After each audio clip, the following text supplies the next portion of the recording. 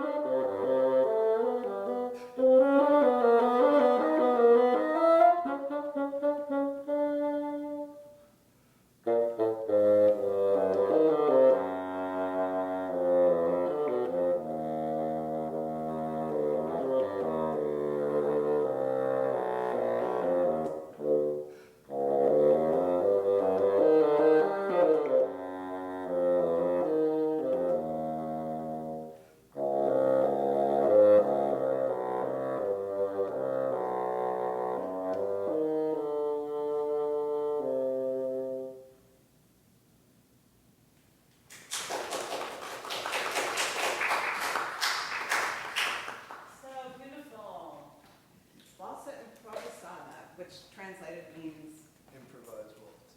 yeah. So it's a waltz, jump, jump, jump, very danceable, yet improvised.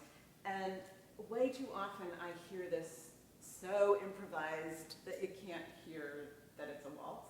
But you struck a really beautiful balance. I thought that you can still feel like you're dancing in a steady-ish 3, but there's this sense of freedom and of expression in the moment, which is so awesome. Congratulations. And such a warm sound in the low range. Vibrato was nice and cello-like, so beautiful. Thank you. Yeah, loving it. Do you bassoonists have any comments for, I like to run this like a studio class where we're all involved, right? We're all dealing with the same challenges and the same passions, so.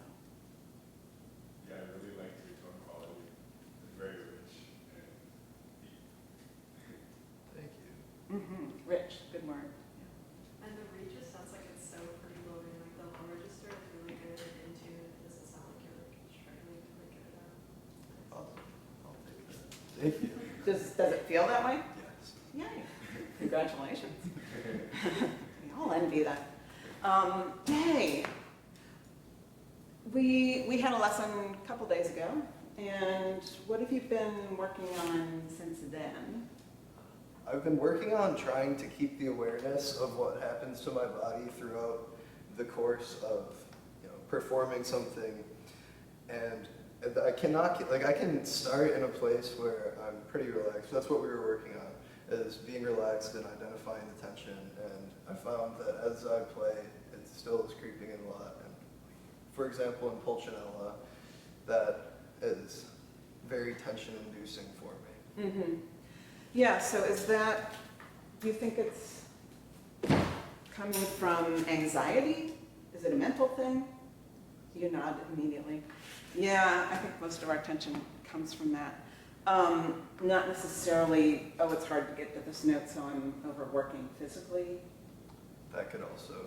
Okay, yeah. So we all develop those habits over time, and it's working. You're all good players, but it can work better, right? And in a place where you're happier and not feeling as stressed, but also, that added tension causes anxiety, and maybe it makes things a little less likely to come out the way you are imagining them, and it can also have physical symptoms of not moving the way you want to, or pain and injury. So yeah, best to keep that awareness open, so I'm glad you're doing that. So you felt you started free and then it slipped in as you went? Yes. Okay. I think in this particular performance, there was something to do with the breath that was giving me tension. Yeah, that's very common. That we think we only have a split second to breathe. String players don't necessarily have to put a space in their music. You do have to breathe, so don't forget that. Too often string and pianists are holding their breath, and then their bodies aren't moving as fluidly as they might, and thought processes as well. So remembering to keep that breathing process is really important. But when we have a split second, it's so easy to just kind of panic breath. And if you all do that right now, just take a quick panic breath. The way you breathe does affect the way you're feeling and thinking, right? Does it feel a little panicked when you do that? Like hold in your abs and try to suck in some air. So that's what we're doing in the middle of a piece, trying to chill out and enjoy our music. So I think one way we can counteract that is to, as we're blowing and supporting, our abs engaged. If they stay engaged when we're trying to take a breath, what happens? It hardly works at all. Yeah, we can't really get any air in. So in that split second that you have to take the breath, you're playing, supporting, if you can think about releasing here, that allows all the mechanisms that need to move to draw air into the lungs to actually move and draw the air into the lungs. Does that make sense? It does. I think too often we don't let that release of the abdominal muscles to happen, and then we're trying to breathe against it, and that just compounds itself. So where's your first breath in this? Yeah. So when you get there this time, just take as much time as you need, but see if your main focus can be of releasing any engagement you've had here. And with an open throat, we can all do this. If you exhale all your air and hold it out for a second, and then release your abs and see what happens. I saw some really good breaths out there. Yeah. What happens when you do that? Just the air draws in, right? You're releasing, you're letting your ribs spring out this way, which is what they do, out and up. And that movement creates space in the lungs, which creates essentially a vacuum. Air being a gas wants to fill that empty space. And so we don't have to work to draw in the air. We're just letting all these natural biotensegrity processes to take place. Does that make sense? It does. So in that first breath in the piece, you're blowing, abs are moving in, lungs are emptier, just release. and play. If it takes an extra beat to do that, just do that. And keep going until you feel like something didn't happen the way you wanted, or you've had that tension creep in.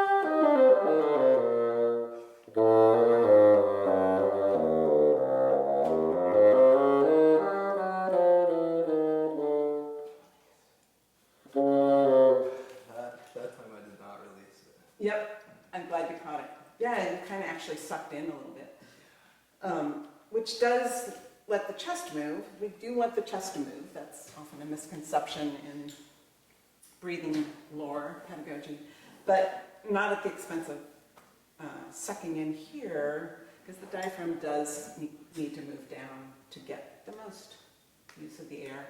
And then as we're playing, if your abs are already engaged, it's harder to further engage them to support the sound moving out. So glad you caught it, but the first few seemed pretty constructive. Open and, yes, more gratifying than the previous time I had played it. Yeah, good. So gratifying, what were the musical and physical consequences of that? Well, I felt like the rest of my body stayed more calm because of that, and I was just, how am I going to play this phrase? What do I want to do here? Yay! Isn't that a great place to be? It is. Mentally and physically.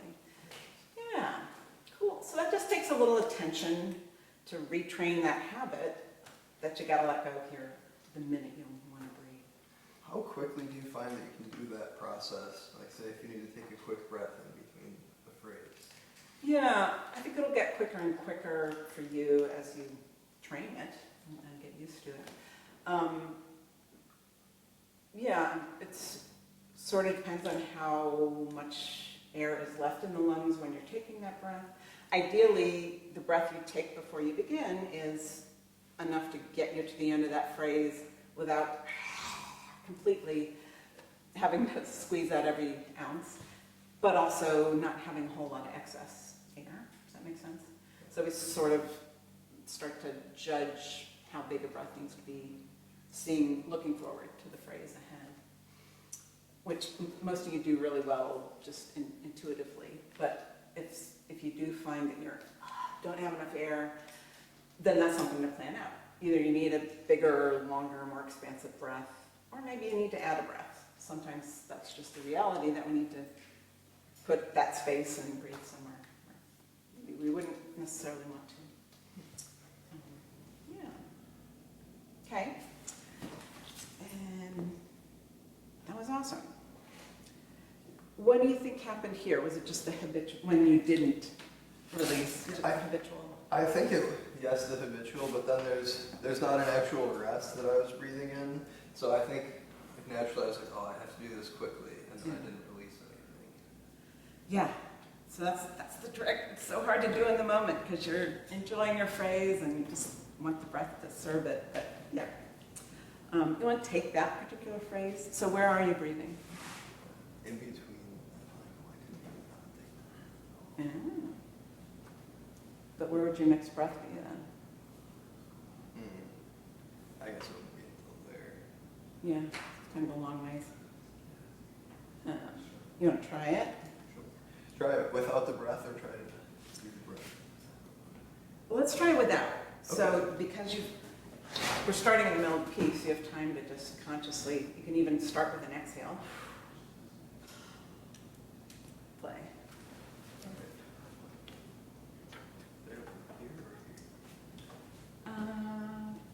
This is the long section you want to do with your breath, right? Yeah. Oh, but you're taking. Yeah, let's start here. Okay.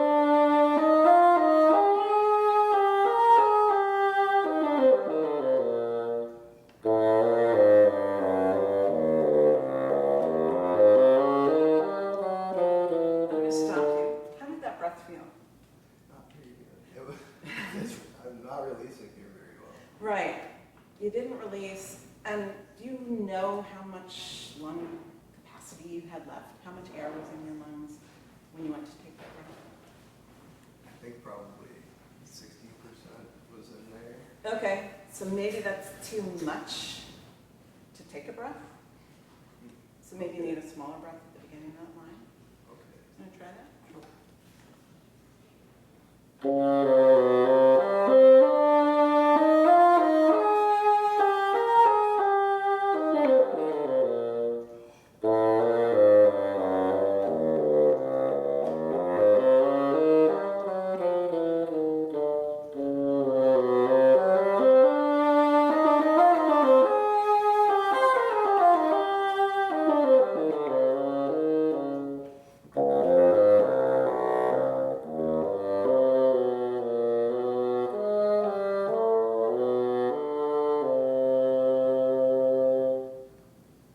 How'd that feel? That felt a lot nicer. Nice. Yeah, with the time there, I thought that I released better than I had before. Yeah. Good. And the time seemed very organic in terms of the musical flow right there. And the smaller breath worked at the beginning. Yeah. That's all you needed for that amount of time, right? So often in high school or whatever, you're taught to always take your biggest breath possible. Take a big breath, no matter how long the phrase is you're about to play. And that maybe isn't serving you anymore if your phrase is, you know, half the length of the first phrase in Bolero, then take half the air, right? So you don't want to hyperventilate or overstock on the air. String players or oboists, do you have any comments, questions? Nothing? Okay, so oboe, it's a whole different deal, right? You often have excess air because you use so little of it. Do you feel like you don't need to always tank up? Yeah, it's normally not good to fill up all the way, and I'm also used to every time before I play, I always exhale first, and then inhale. Yeah, and what do you think that achieves? I think it helps calm me down for one thing, and it also ensures that I'm about to fill up with healthy air too. I always like to get rid of any excess air that I already have. Yeah. And oboists often do that in the middle, quick breaths, right? As Yeah, well. in between phrases, I'll exhale a little bit of air and then I'll keep going. Yeah. We do that probably less frequently because we're using more of it. But, yeah, it's sometimes a tool. How many minutes? 10 more minutes. Okay. Yeah. What would you like to work on? What would you like to test? I don't know. I like often just like have gone a lot of different directions with the form of this piece and the repeating the main thing multiple times and like trying to vary how I play it. Yeah. And I was wondering if you had any thoughts about that potentially. Yeah, I didn't hear that much difference between the times, so I think you could get a little more crazy with it. You want to try some stuff? Sure. Just like go the extreme and just improvise and see how far you can push it without losing the waltz feel. Okay. But maybe there's dynamic stuff or dramatic pauses somewhere. Yeah, just have fun with it.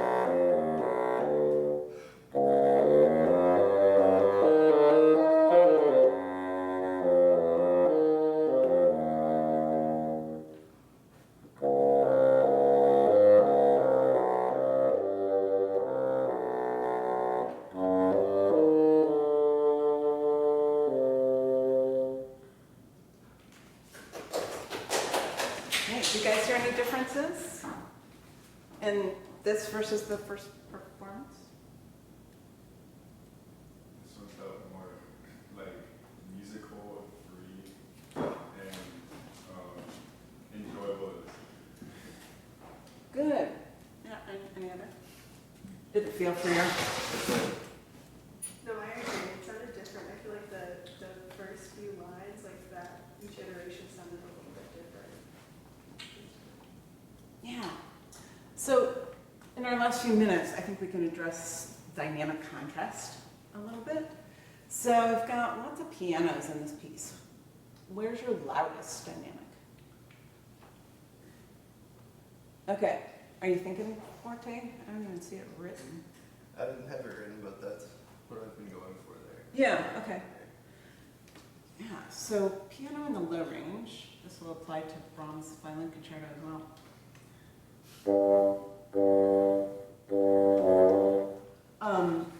Let's see if we can get even softer on the opening.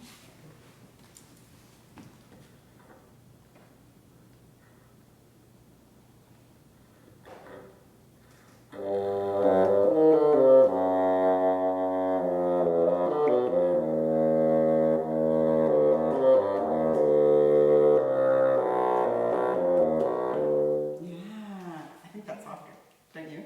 Yeah. And it's a whole different color, which is really beautiful. There's a transparency in that. So what did you do to create that softer? Tried to blow less hard or less volume of air. Yeah. I started by trying to muffle the reed a little bit, but then it didn't speak, so. Right. Yeah. There might be a sweet spot in there where you could do a little more muffling. So I'll usually take a little less reed in the mouth and, yes, muffle by kind of rounding around. See how soft and sweet you can make that.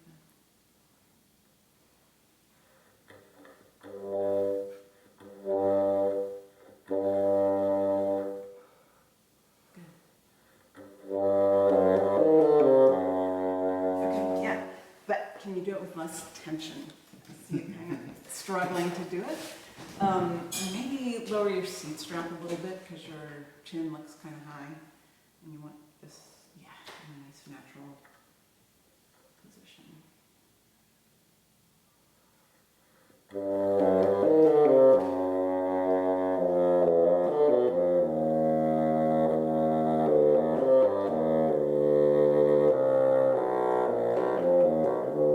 Okay, sounded easier. And as softer? Yeah, cool. So what did that take? Well, I think I got a little tense trying that note a few times, and then, so I readjusted, rebalanced, and then that helped. Yeah. And then just keeping the air going through the reed that I'm trying to muffle a little bit. Right. Trying to keep it supported. Yay. Yeah, and it's sort of counterintuitive, right? We think soft, we gotta close in, but you still gotta get a reed vibrating, right? There's gotta be enough air and not too much muffle. And certainly not constriction where the body's getting in the way of the airflow. So it can be just nice and easy, free. I'm gonna try a few just afterthought low G's.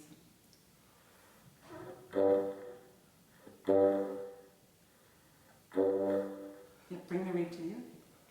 Don't let your neck go out to it. Yeah. Ooh.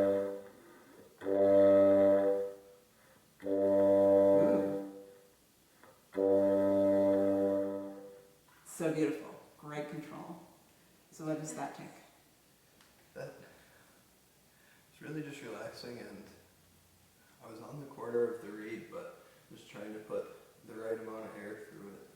Wasn't too much, but also wasn't not supported. Yep. And that just takes experimentation, right? Which is what constitutes a great practice session, is being willing to try a bunch of different things. Maybe 10 of those low G attempts don't come out, but if you're learning from each one, that's valuable experimentation. You're learning your limits, right? And that's, Hertzberg long tones. Anybody do those? They can make us all very depressed and hard on ourselves, but if you treat them like just a chance to experiment, see how soft this reed can get today with a nice free body and positive attitude, and how am I going to apply these long tones to Pulcinella or Mignone.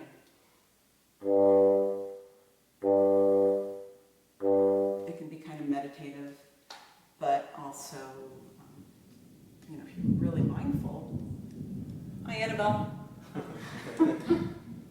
You're noticing how you're producing those, then you notice how you are when the good ones come out and how you are when something's not coming out. And learning to discern when it really is the reed's fault, because sometimes it is. And then we need to work on the reed instead of beat ourselves up. Minutes? It's time, yay, thanks Adrian.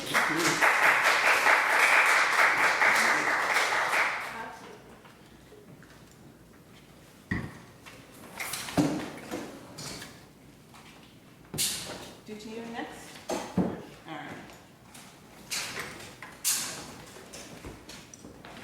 Jenna, you said? Yes. Okay. Where are you from? The Philippines. Oh, study. And you study? Oh, yeah. Awesome.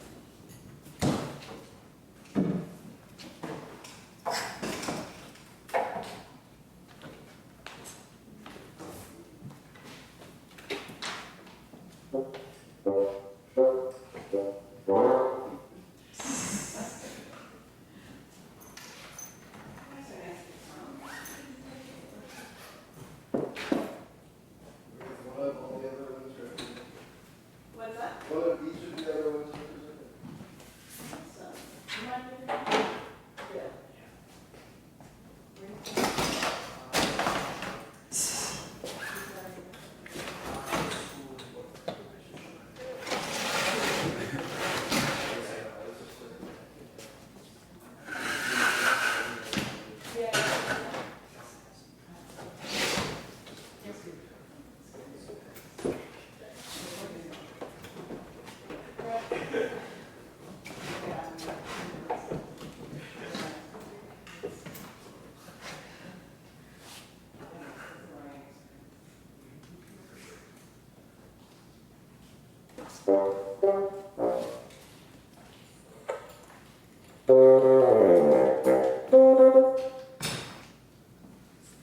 Tell us what you're doing, Lucca. My name is Lucca, and I'll be playing Sarabande Cortege by Henry Duthier.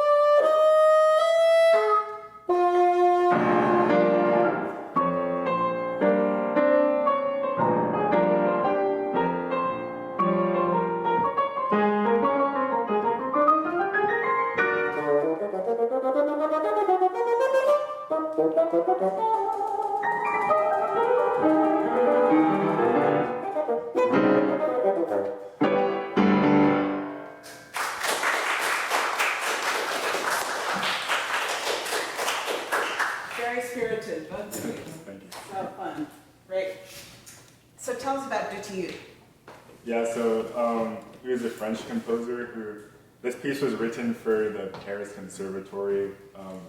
There's a lot of French pieces written as like test music for the students. And the saraband is like a Baroque dance in 3/4 that emphasizes the second beat. And it's like in like a romantic style. And then the cortege is kind of like an upbeat march, I think. Yeah, it's actually a funeral march. So, yeah, we'll get to that in a second. It seems very ironic to me. Like, did anybody hear funeral in there? And it's kind of a little sarcastic. Or, yeah. So, yeah, lovely. So French stuff, piano dolce at the beginning, great rhythm. Bugs me when it's distorted, so I should really pay attention to that. So French, somewhat impressionistic, right? Did you know, maybe not as far as Debussy, but still kind of the same school.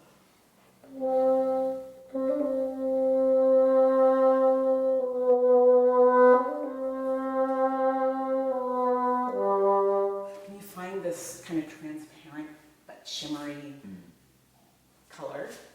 Let's take the beginning.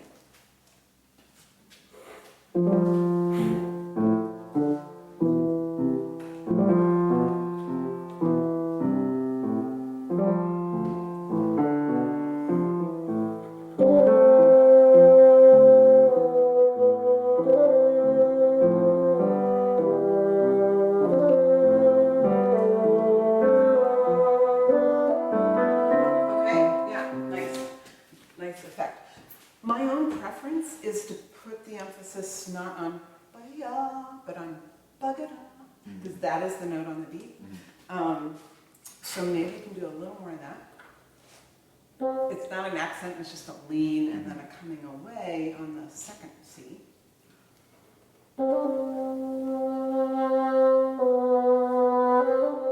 Just kind of, here's our beat. It is a dance, and there's not even an articulation on beat 2, which is what the saraband is supposed to be. So I'm not sure why he called it that, but yeah, and then the transparent color. It's really just a seeping of the air, not really a supporting of the air. You know, just mess around with that a little bit.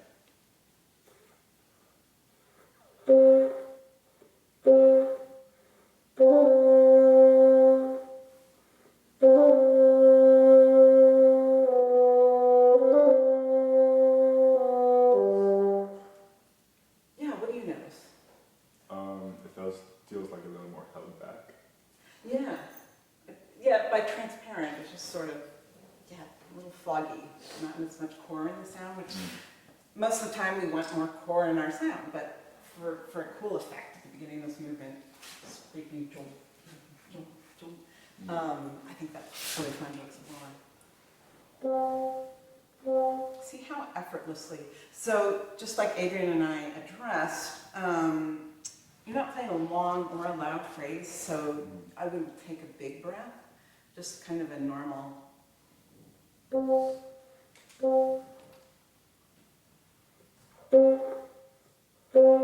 This time.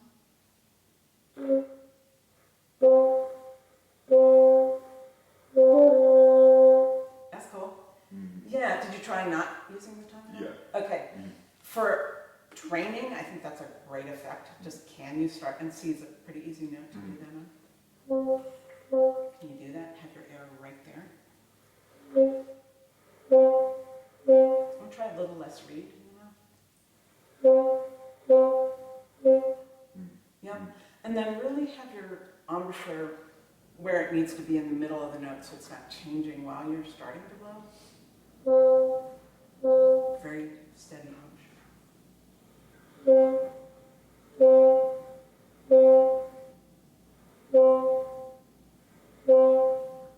Yeah, and then you can add very gentle tongue, just to define. Easy. Yeah. Can you find Wiggle your shoulders a little bit. Find your head balance.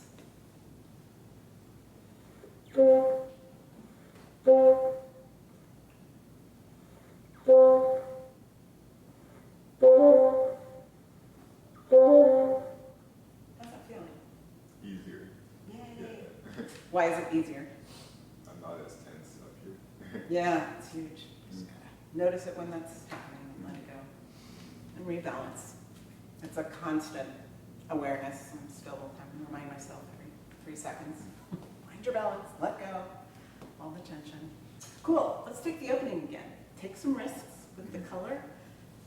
A little more yaga, without getting too core in the sound. But yaga, enjoy that downbeat.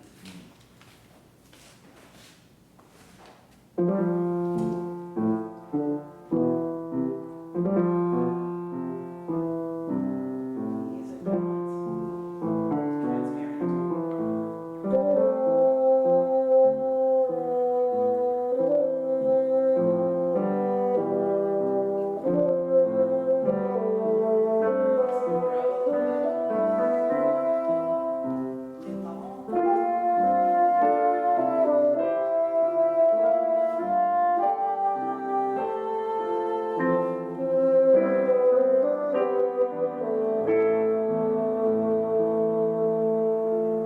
So pretty.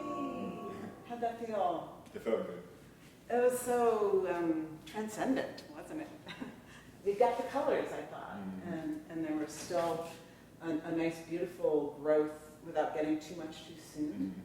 You knew where the climaxes were, you still enjoyed it, but it still had this Frenchy quality. Woo. Nice. I'm not sure if that's a subito piano, but I think it's fun to do one. Okay. To kind of really grow on those triplets and then find your transparency. What is it? You just kind of let the bottom drop out there. Do you know where we are? Jenna? Let's start right there.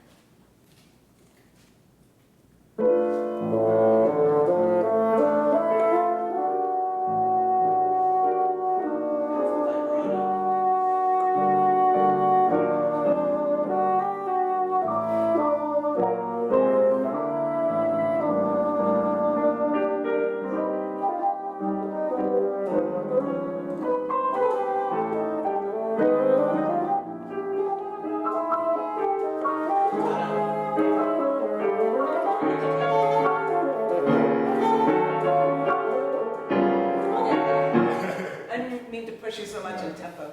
I'd love to hear more volume. Okay.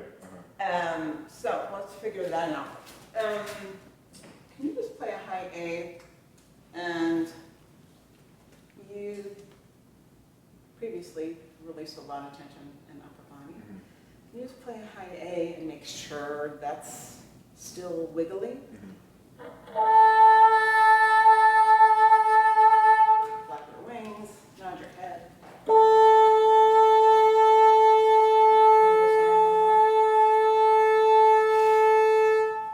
Yeah. Do you think the left arm gets a little clamped in while you play sometimes? Probably, yeah. Yeah. I think that fluidity and the openness here would be nice for you Okay. to open up your sound. When we clamp in, I see clarinetists doing this a lot. When we clamp in, we're limiting our rib motion. And ribs have to move to breathe, right? They need to move up and out. So what we do with our arms does affect our breathing. It's all one integrated system. So yeah, find that freedom here. Okay. Do that high A again. Find your, and wiggle around with embouchure. Where is it most resonant? Find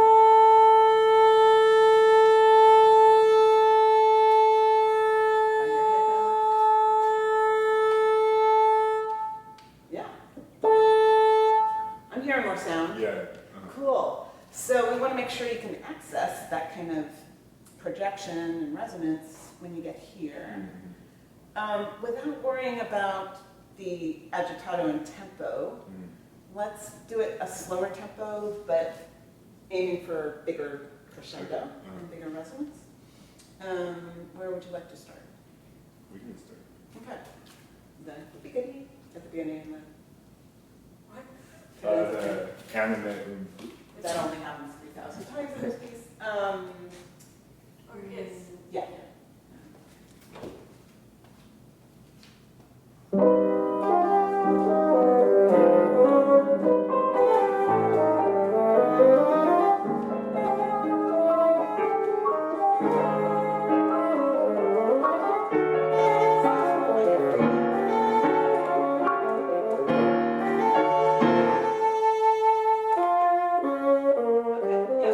Nice.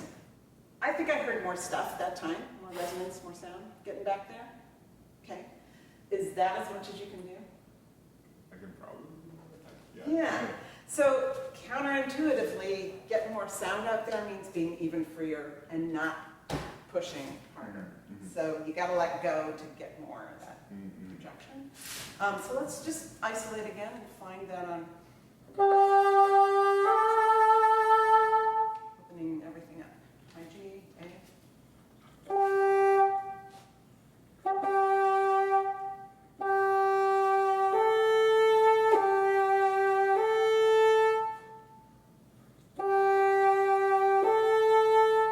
Yep, freedom in your arms, freedom in your neck. Opening the back of your mouth like you're yawning. Ooh.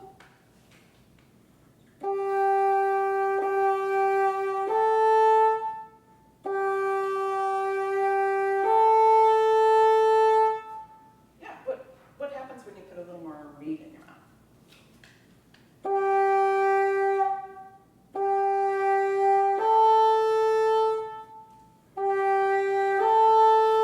On head balance.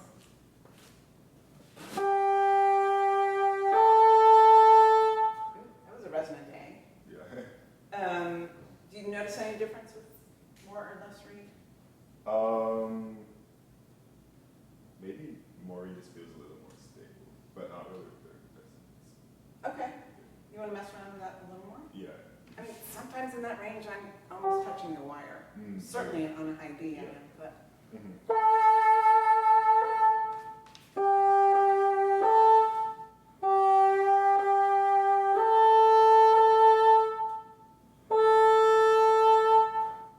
Yeah, cool. Just play by yourself and slowly. And where does it get the loudest? Probably in here.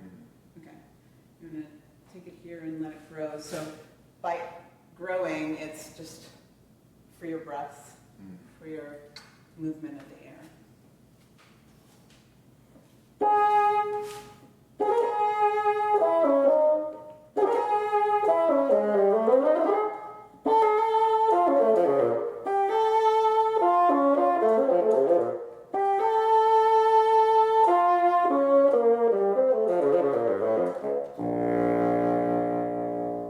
Yeah, and I think just musically, you can enjoy that last high A a little more. Kind of the dramatic climax of this. Of course, the B flat's pretty cool too, but.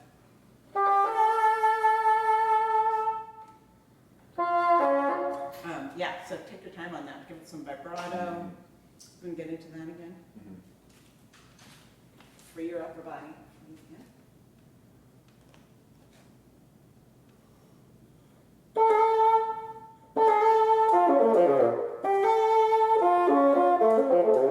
Okay, I'm hearing great power on the high notes now, and then it really ducks away as you get lower.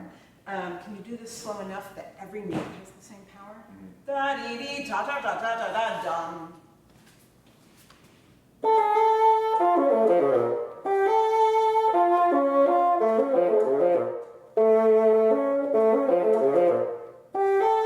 play the low B flat as loud as the high. Okay.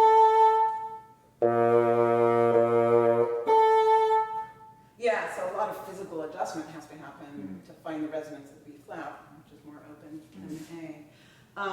Are you hearing what I'm hearing though? That some of the volume just poops out on the moving notes. So go half that tempo and find the resonance on every single note.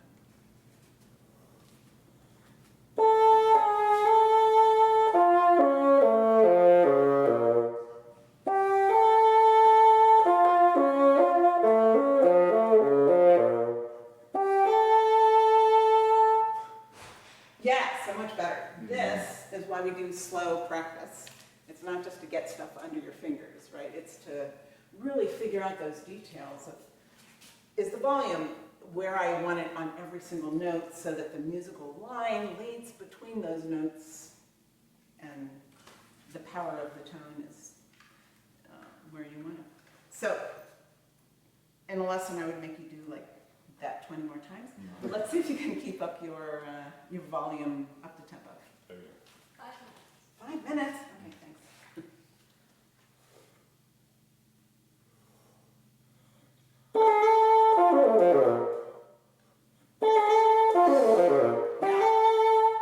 Oh, yeah. So much better. Keep going. Yeah.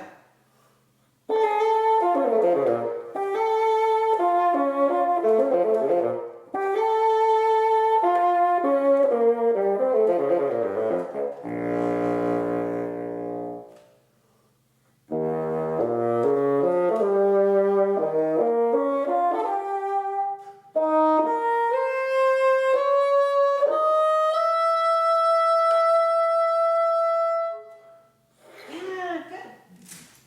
Yay. Do you guys hear the more volume? And it gives the whole phrase so much more energy. So, thank you to you for writing a high E piano. I think you're capable of getting a softer. Okay.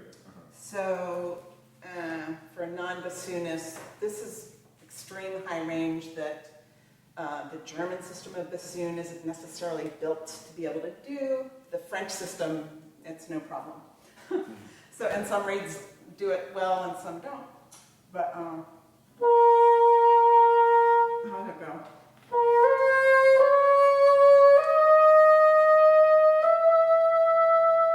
See if you can actually take the air away, if things are where they need to be, and again, my lips are pretty much touching that wire.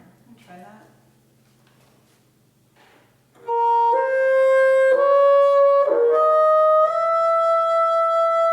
Let's hear it. Okay, yeah, that's softer.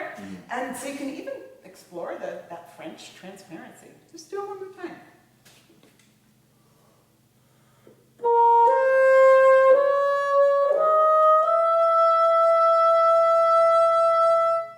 Yeah, it's not only softer, but I think it's a more appealing color. Okay. Do you hear that? Yeah. Awesome. So what did that take? I did kind of bite down a little more and just backed off with the air. Yeah. Biting is a bad word in most of the range of the bassoon, but when we get up to high E and F, you just gotta do it. That's okay. So in our last 3 minutes, is there something specific you'd like to address?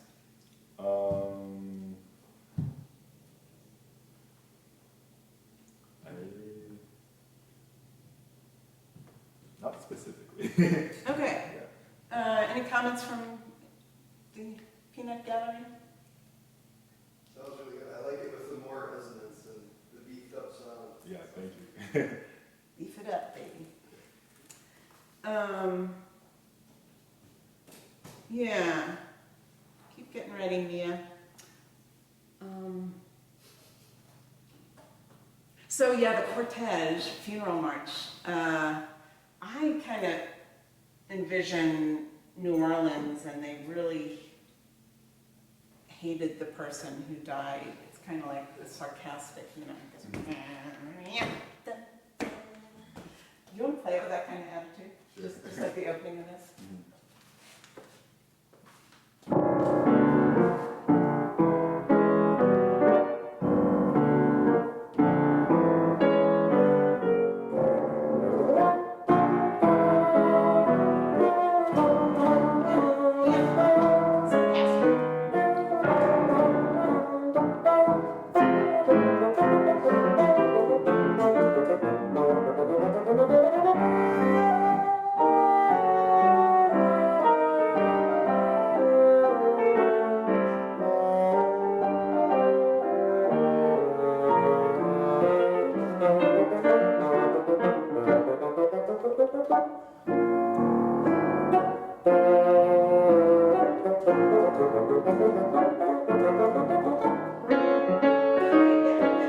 Yeah, and if we had more time, we'd work on balance a little bit and playing softer.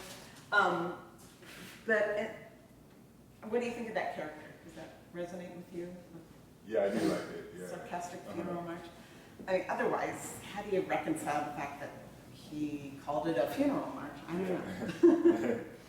So yeah, and some of the short notes in this can be almost Stravinskian, I think.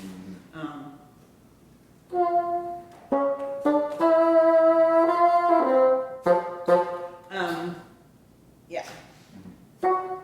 Which I do mostly with my abs, like. Try that. Yeah. Yeah, isn't that fun? Yeah. And then to get that poppy quality, where were you just now? Yeah.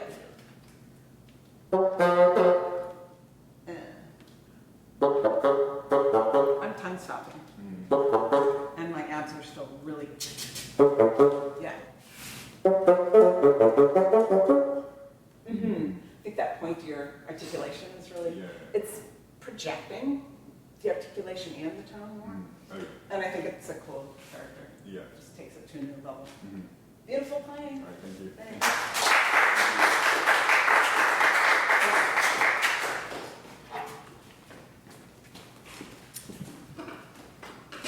Please welcome Mia.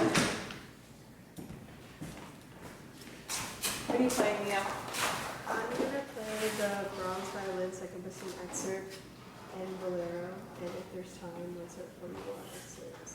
Okay. So the bronze violin concerto, the second movement. This is one of our big excerpts. Did you know that? Yeah, we this is the way chorale, and the second bassoon is in the low range and needs to be really soft, and those notes are hard to get to respond softly.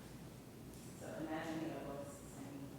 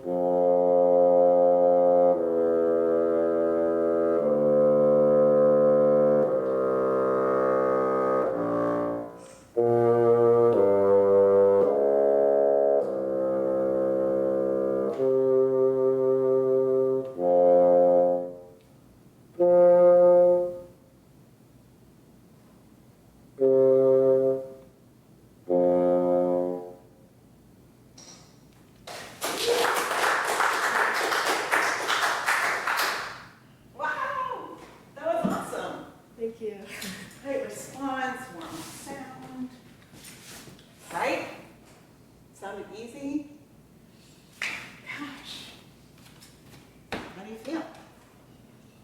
I think it went better than I expected. Yay! I love it when that happens. Yeah, really lovely.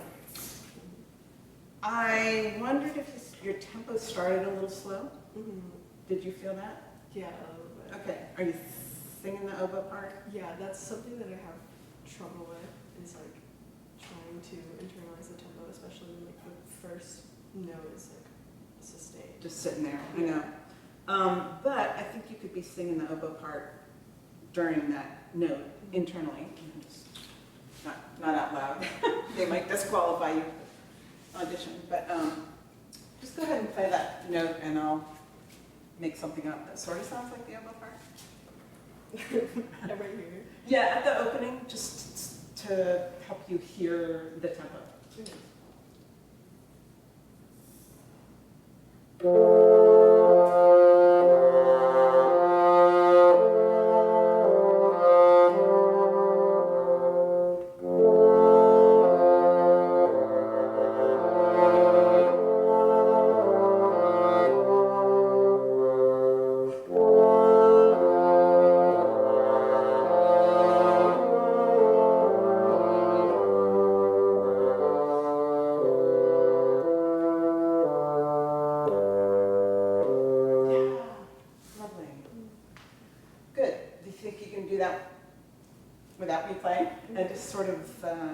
Sing it, even before you start. That's part of setting a tempo in an audition, right? Or in a recital or chamber piece, you know? So sing it to yourself, maybe even move with the pulse, and then begin again.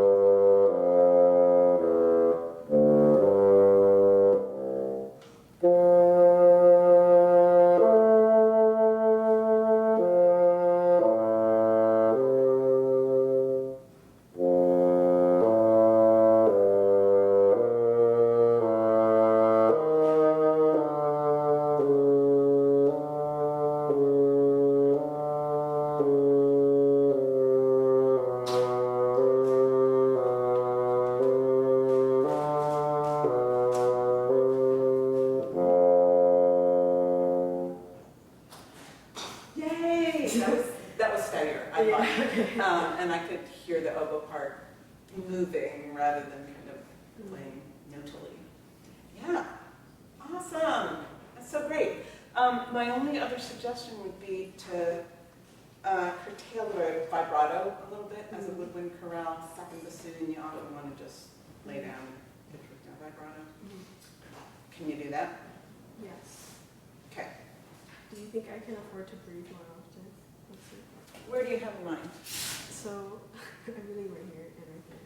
Yeah. And right there, and right there, and right there. I'm thinking during this, I'd like to not breathe, but I might need to.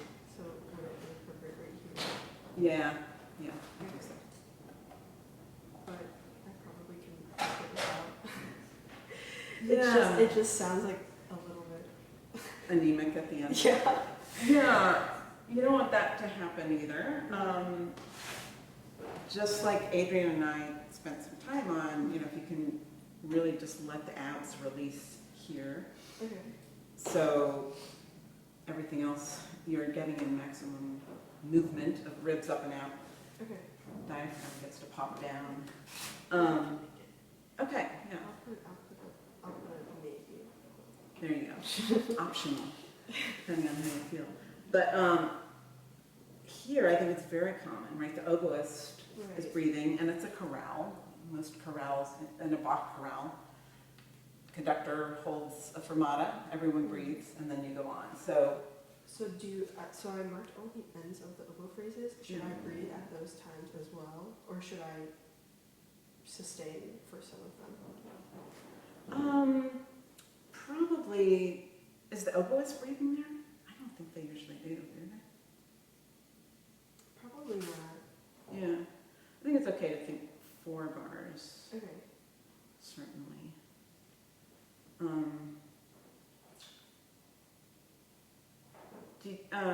Amanda, do you have your instrument? Do you want to?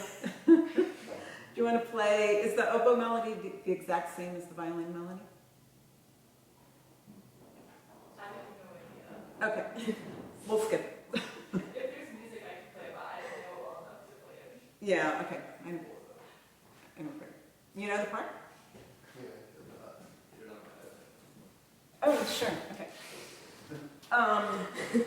Let's do that by the end. Why don't we go on to a different excerpt now, and we'll come back. Very good. Yeah.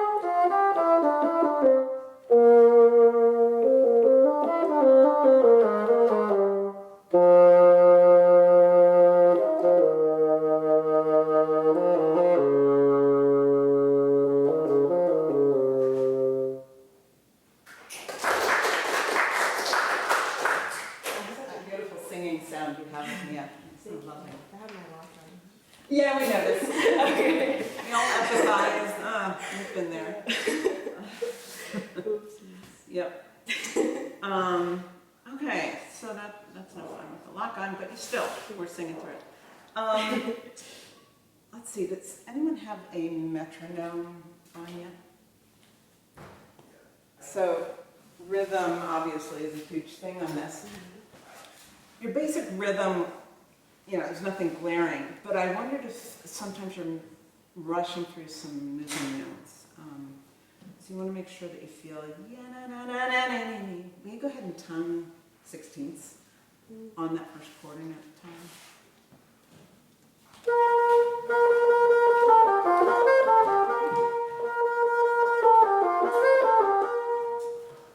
Yeah, so are you thinking that every time you play it? You got it. Yeah. And not only does it help you stay in rhythm, but I think it helps you shape that note. That each of those little 16th notes gets a little stronger as it leads to the next. And it helps you set a steady tempo for the 16ths that follow. So do it one more time, the tonguing the subdivisions.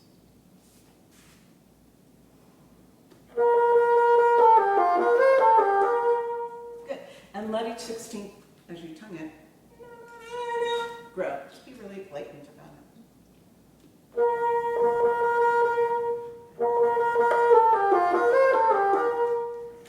Yeah, good. So there's a little hug on the tie, on beat 2.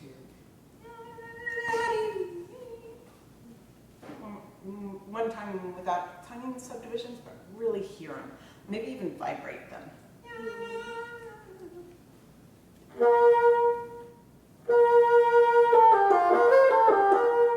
Yep. That sounds better. One of my little secrets on bolero, I actually do vibrate the subdivision on this. It's actually a decent speed for vibrato. And then you know you're conveying to the committee that you have a solid subdivision. So you want to try that? If it sounds gross, you know, we'll figure it out. But let it morph into a beautiful integrated vibrato, but use that on any note that's eighth note or longer. A 16th subdivision. Oh, but like vibrating. Yeah.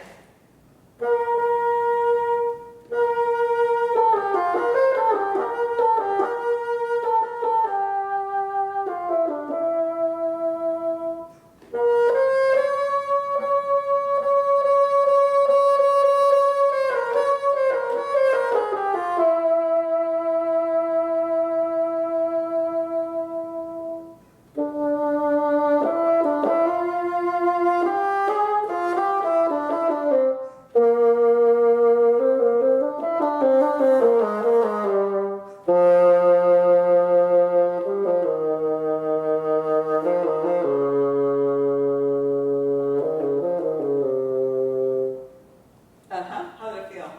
It felt like kind of theatrical, but it really did help. Yeah. Comments? Better rhythm? How did vibrato sound? I think it sounded egregious. Not egregious? Yeah, it seems pretty much normal. Right? Is there anything you would change about it? It could have been a little bit less wide maybe with that speed. Yeah. But Slightly more integrated into your tone.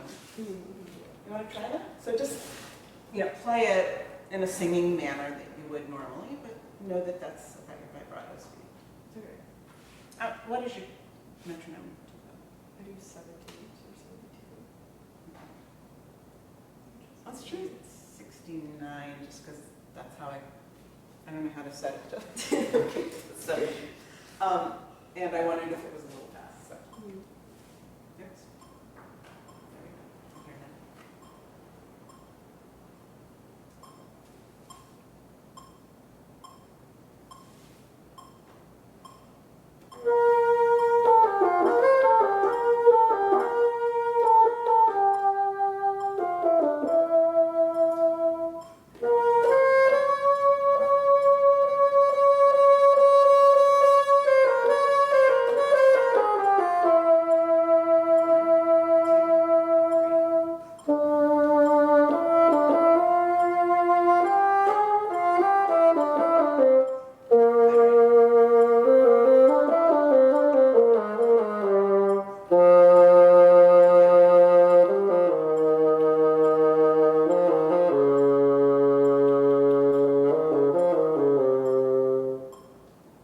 Yeah, cool.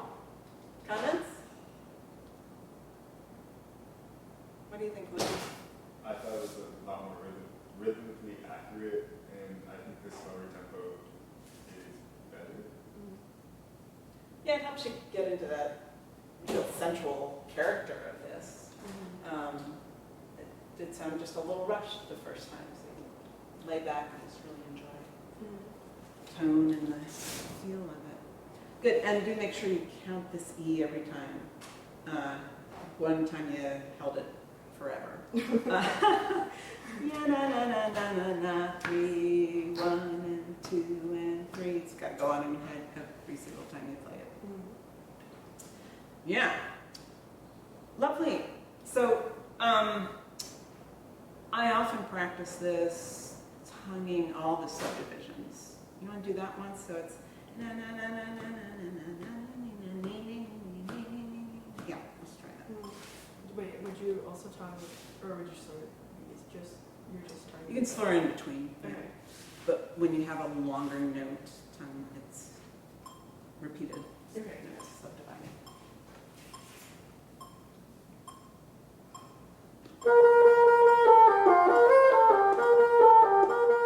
Yeah, you feel it rushing out. Let's Yeah. sit right now. Okay, and then let the subdivisions inform your musical growth. Right there.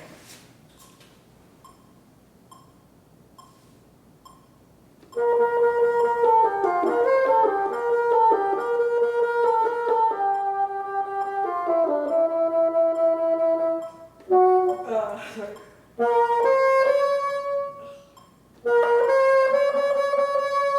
you don't have to do it. Oh, that's fine. Yeah. Okay. Yeah, that's good cover. Okay. Nice. Questions on this? I would just keep practicing with the subdivisions, playing around with vibrato that way. Yeah, and just, metronomes are a great tool if you're like in a chamber music rehearsal with it and not just kind of, it's there. You really have to pay attention to it. Otherwise, you might be rushing that. And you kind of line up at the end of the bar and everything's fine. But you never fix that rushing. You know what I mean? So make sure you're creatively using the metronome. Maybe you put it on the 8th note sometimes. Or there are those apps now that only beep it'll beep random notes. Do you know those apps?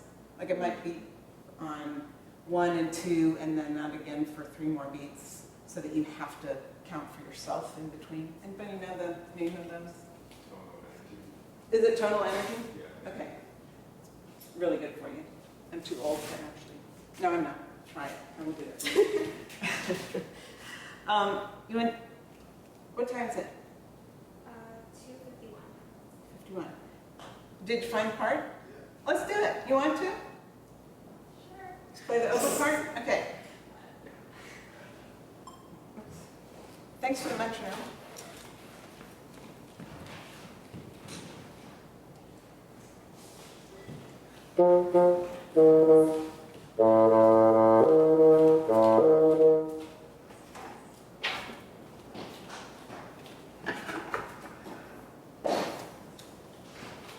Did you want to do some Mozart? Or skip it? We're skipping it. All right, you want to give Amanda an A? Did you know each other? Yes, we have to. Awesome.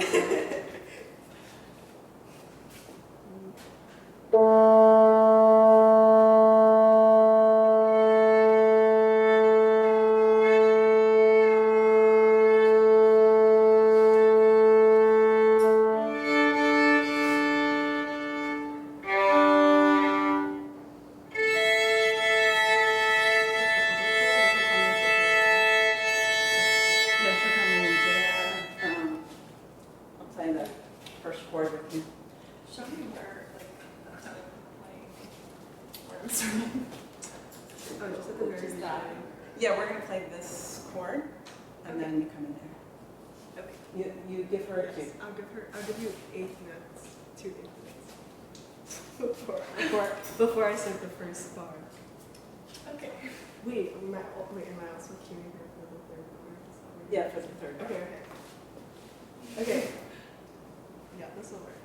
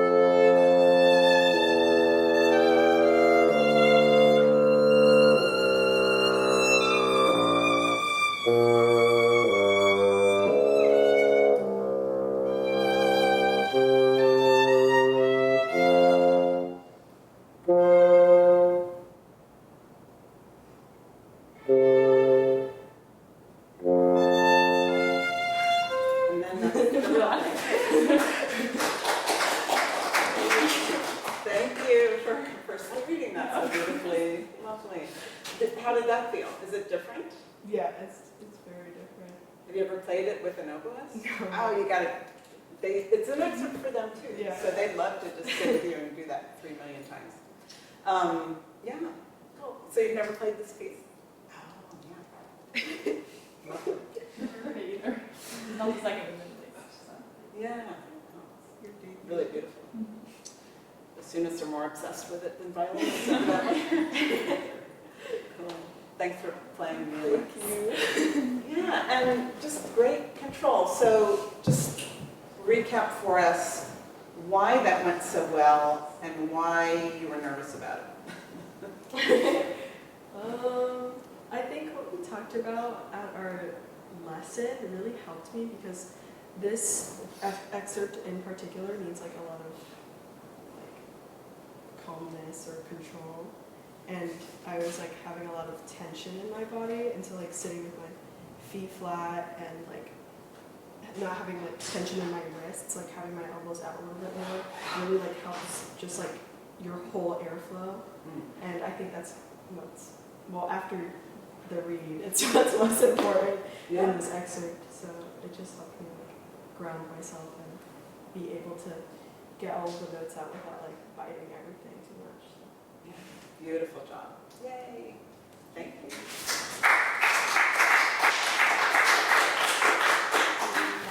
Congratulations. Are there any questions, observations? Life advice? Thanks for coming.